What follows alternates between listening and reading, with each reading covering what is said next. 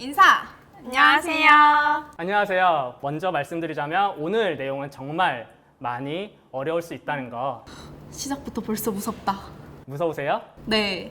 그럼 여러분은 세상에서 가장 무서운 게 뭐라고 생각하세요? 벌레? 귀신?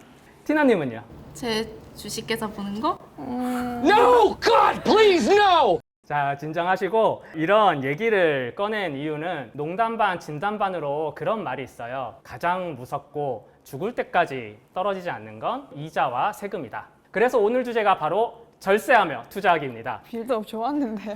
납세의 의무는 다 해야겠지만 합법적으로 절세하면서 투자하면 더 좋겠죠. 그러면 바로 시작하도록 하겠습니다.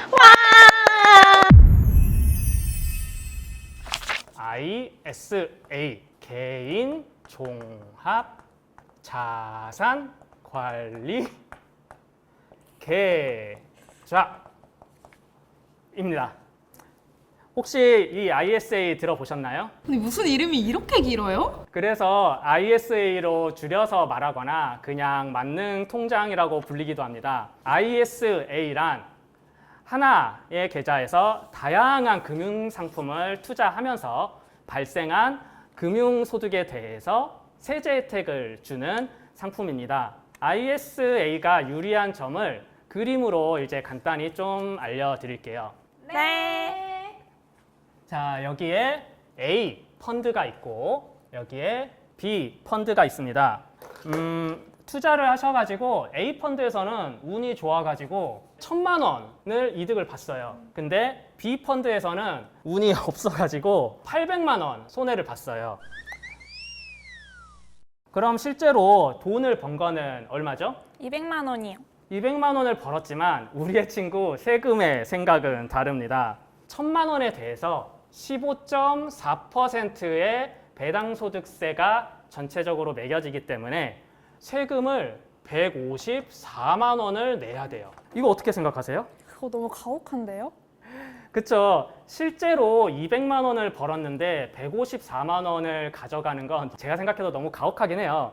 하지만 이거는 이제 일반적인 계좌인 경우고 만약에 이거를 ISA 계좌에서 똑같이 투자를 한다고 하면 순수하게 번 거는 200만 원이기 때문에 세금을 이 금액에 대해서는 매기지 않습니다. 즉 세금이 빵원을 해주는 비과세 혜택이 있는 거죠. 근데 만약에 더 운이 좋았어요. 더 운이 좋아가지고 그 200만 원보다 더 많이 벌었어요. 그러면 200만 원을 초과해서 번 금액에 대해서는 9.9%의 세금만 매겨지게 됩니다. 이거를 분리과세라고 해요. ISA 계좌가 일반 계좌보다 세금 혜택이 좀 더 있다고 볼 수 있는 거죠. 근데 왜 이렇게 혜택을 주는 거예요? 국민의 그 장기적인 자산 형성을 위해서 국가에서 혜택을 주는 겁니다. 그래서 의무적으로 막 납입해야 되는 금액도 없고 1년에 2천만 원 그리고 전체 통틀어 가지고 1억 원까지 이제 입금할 수 있어요. 국가가 지금도 계속 밀어주는 제도이기 때문에 앞으로 혜택은 좀 더 계속 커질 거라고 생각이 듭니다. 그래서 조금만 더 설명을 드리자면 신탁형은 흔히 말하는 예금이나 펀드 등에 이제 투자를 할 수 있는 유형이고 중개형은 우리나라 주식 그리고 ETF에 투자를 할 수 있는 상품입니다. 근데 저 중에 ETF? 저건 처음 들어보는 것 같아요. ETF는 그 좀 생소한 용어지만 상장 지수 펀드를 이제 줄인 말입니다. 그 유명한 워렌 버핏이 말을 했어요. 주식 종목 찾지 말고 S&P 500 ETF에 투자해라. 이 말이 무슨 말이냐면 주식을 할 때 막 개별 종목을 찾아서 투자하는 것보다 한 분야 전체에 투자하는 게 더 유리하다는 거예요. 만약에 우리가 반도체에 투자를 하고 싶은데 SK 하이닉스나 그 삼성전자처럼 특정 기업에 투자를 해가지고 돈을 버는 건 정말 어려워요. 왜냐하면 어떤 기업이 최고가 될지는 아무도 모르는 거잖아요. 그런데 만약 우리가 반도체 산업 전체에 투자를 하게 된다면 우리는 더 안정적으로 투자를 할 수 있고 돈도 벌 수 있겠죠. 이해가 되셨나요? 오, 완전 이해됐어요. 저도 7년째 주식을 하고 있지만 와, 이거 돈 벌기 쉽지 않아요. 티나, 내가 주식을 하면 떨어지고 팔면 올라간다. 저도 그래요. 한두 개 주식 종목으로 잠깐은 벌 수 있어도 5년, 10년 지나면 대부분의 사람이 손해를 봅니다.